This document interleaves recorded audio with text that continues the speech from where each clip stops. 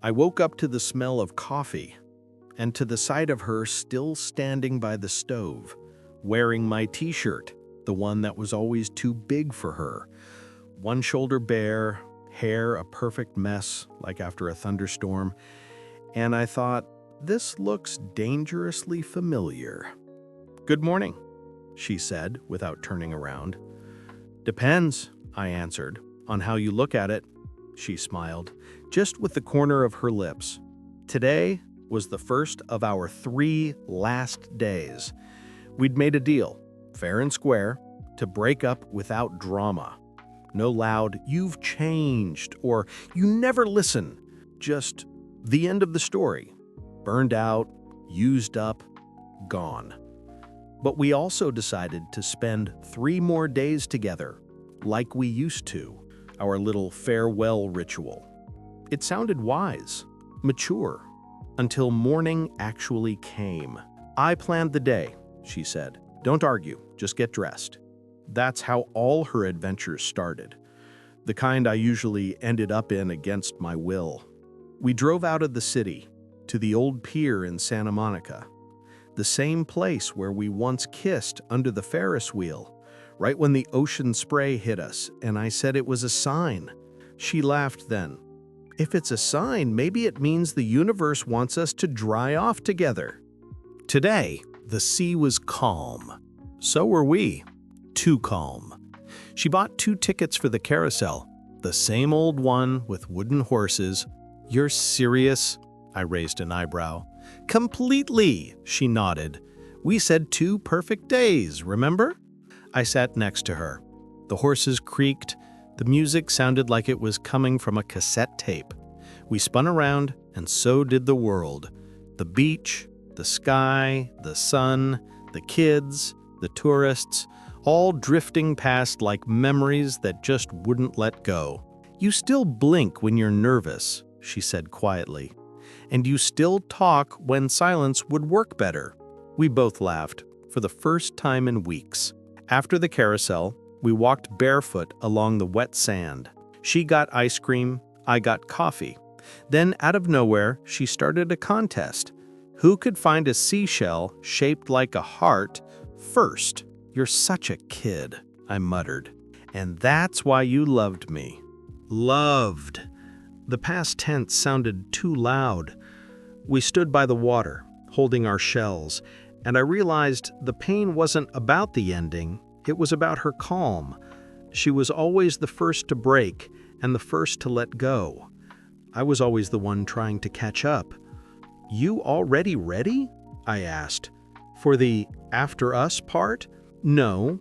She threw her shell into a wave. "But sometimes you have to leave even when you're not ready. Sometimes you have to stay, even when it hurts." But I didn't say that.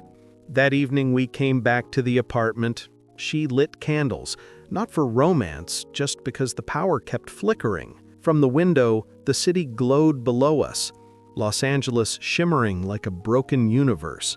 "Remember when we first moved here?" she asked. "Yeah, you said you could see the future from this balcony. And you said the main thing was not to fall off." We both smiled, but there was a tremor in her eyes. She brought out a bottle of wine. We drank in silence. Then I asked, "If tomorrow you change your mind, does that break the deal? Do you want me to change my mind?" I took a sip, but couldn't answer, because the truth was too honest to say out loud. Around midnight, she said, "Let's go to the roof." We climbed up the stairs. The wind was cold, the sky black as ink. She spread out a blanket and sat beside me. "Look," she pointed upward, "our favorite constellation." I looked up. The sky was empty, veiled in city light and smoke. "There's nothing to see." "Then remember it," she said. "Wherever you are, it's still there, even if you can't see it." We sat side by side. Her head rested on my shoulder, her breathing soft. I could hear her heartbeat, and I thought that maybe, just maybe, it was what had saved me once.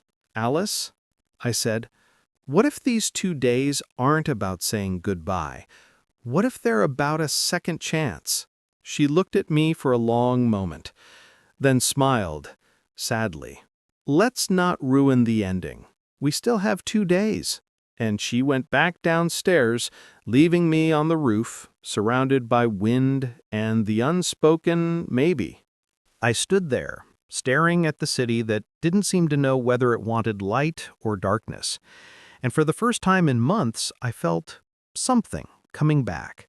Maybe not the magic, maybe just me. I woke up in the morning to the sound of a guitar. At first, I thought it was the neighbors again, the ones next door who believed they were rock stars. But no, it was Alice, sitting on the floor in a sweater, hair tousled, my guitar in her hands. Her fingers moved along the strings as if she was speaking through them instead of words. "I didn't know you still remembered the chords," I murmured, listening. "I don't," she said, "just improvising." "Like our whole life," I smiled. She looked at me, and in her eyes there was a spark, brief, fragile, but so real it made something tighten under my ribs. "Hey," she said, "we agreed. Today's the day, the best one. No past. And the future, no future either." We drove into the city, no plan, no route. Los Angeles was waking up slowly, wrapped in morning fog and the smell of coffee drifting from every cafe. Alice was driving, singing off-key along with the radio, and I caught myself wanting to live inside that sound again. We stopped by an old used bookstore, the one that always smelled like dust and paper, where we once argued over The Catcher in the Rye. She said Holden was a coward. I said he was just painfully honest. This time she quietly took the same book from the shelf and handed it to me. "Take it," she said. "Your turn to run away from adulthood." I smiled, but something inside me trembled, because in every small gesture of hers, I could feel goodbye. So gentle, it made me want to scream. Then came the park. We rented bikes, stopped by a fountain, ate hot dogs from a street cart, laughed about stupid things, like a pigeon stealing a piece of her bun. She laughed so loud people turned to look, and I thought, God, how did I ever lose this? We sat down on a bench, breathing fast like kids after running. "I really did love you once," she said suddenly, not looking at me. "Once?" "Yeah, and maybe a little bit still, but it's not enough." She looked me straight in the eyes. No pity, no fear, just truth. I wanted to say something, but at that exact moment, her phone rang. She glanced at the screen and stood up quickly. "Who is it?" I asked. "No one. Work." But I could tell she was lying, not because of the look on her face, but because the screen said Dr. Nathan Cross. I knew who he was, her colleague from the clinic, the one she used to call just a friend. My heart snapped like a stretched string that finally broke, but I stayed quiet. Later, we were downtown. She said she wanted to eat at the same pizzeria where we celebrated our first anniversary. I agreed, even though everything inside me was burning. "You're quiet," she said when they brought us the pizza. "Just thinking." "About what?"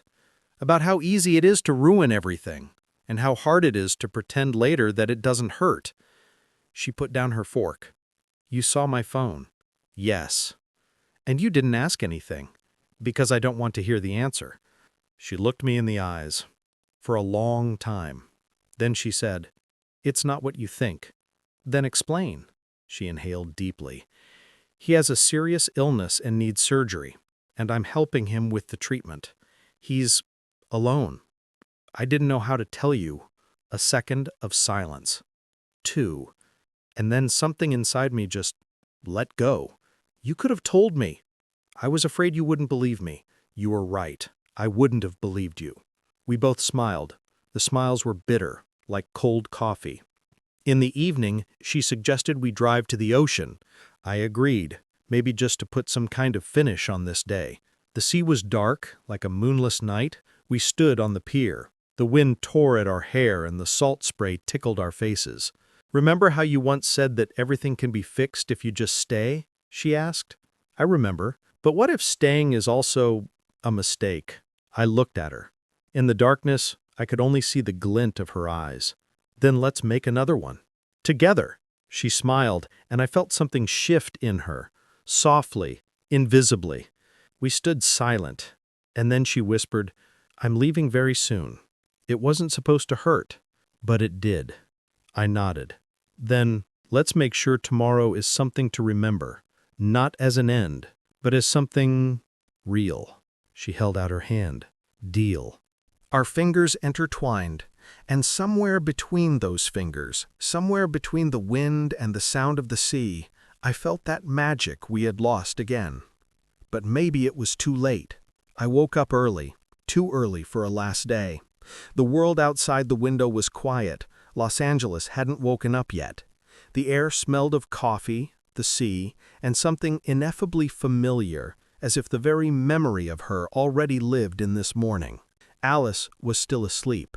She was wrapped up in the blanket like a fortress, breathing softly. A shadow from the curtains lay across her face, so gentle that I wanted to reach out and touch it. This is the last chance, damn it. I made breakfast.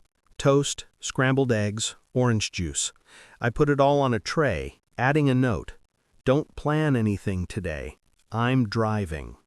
When she walked out of the room, still sleepy, I was already standing in the doorway with a backpack. What's with the conspiracy? Just trust me. We have one day and I want it to smell like freedom. We drove down the highway along the ocean.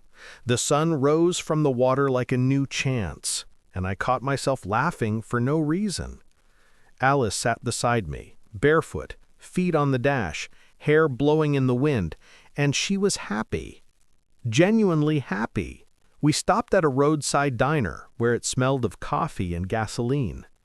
An old waiter in a cowboy hat served us pancakes and said, "You two look like people who are either falling in love or running away." Alice smiled. "What if we're doing both?" "Then you're alive," he said, "and that's the main thing." We laughed, but his words stuck with me. Maybe that was the truth. We weren't dying. We were just learning to live, without lies. After breakfast, I drove her to the place where it all began, to the same motel by the ocean where we first ended up together after a long trip, where it was too hot, too loud, and too good. "You're out of your mind," she said when she saw the sign. Maybe, but out of our minds was the best period of our lives. We rented the same room. The walls had been repainted, the bed was different, but the smell of salt and old sheets was the same. And maybe that's why we were silent, because the past was too close here. Alice sat on the edge of the bed, inhaling the air. "It's funny," she said. "I thought I had let it all go. And now? Now, I'm not sure." She stood up, taking a step toward me. We stood inches apart like two parts of a story afraid to meet, because then the ending would have to be rewritten. "You know," I said, "I thought we were burned out, but maybe we just became different people." "Maybe," she whispered, "but sometimes different doesn't mean better." And yet she kissed me, softly, briefly, like an apology. And in that moment, the world ceased to exist. There was only us and what was still holding us together, despite everything. During the day, we walked on the beach. She filmed videos on her phone, the waves, the sky, me. "What's that for?" I asked. "To remember how we were." And then her phone rang. She looked at the screen and froze. "It's the hospital," she said quietly. "It's about Nathan." I didn't say anything, just nodded. She walked a few feet away, listened, silent. Then she sat right down on the sand and cried. I walked over and hugged her. "He had the surgery. His condition is stable now. I was so worried about him. I hope everything will be okay," she whispered. We stayed on the beach until evening. The wind whipped up the waves and the sky was burning pink and gold. Alice was silent. Then she said, "Maybe we just didn't know how to appreciate it while we had it. Maybe. But we're still here. We're alive. We're wiser. That means there's still a chance." She shook her head. We made a deal. We made a deal 3 days ago. Today is a different world. She looked at me for a long time. Then she sat closer. If I stay, it's not because I'm afraid of being alone. I know. And if I leave, it's not because I don't love you. I know that too. We sat, listening to the waves crashing against the pier. And when it was completely dark, she took my hand. I don't know what happens next, she said. No one does. But if I wake up next to you again tomorrow, don't chase me away. I couldn't. I woke up first at dawn. The sun was already tickling the curtains, and I was afraid to look to the side. A familiar fear, like after a final dream when you're not sure if it's real. I turned my head. She was sleeping beside me. Her hand was on my chest. Her breathing was calm. Her face was bright. And I realized our last day wasn't over. It had just become the first one. Outside the window, the ocean was the same as yesterday. Only now I knew it doesn't disappear, even when you can't see it. Just like love. Not magical, not perfect, alive.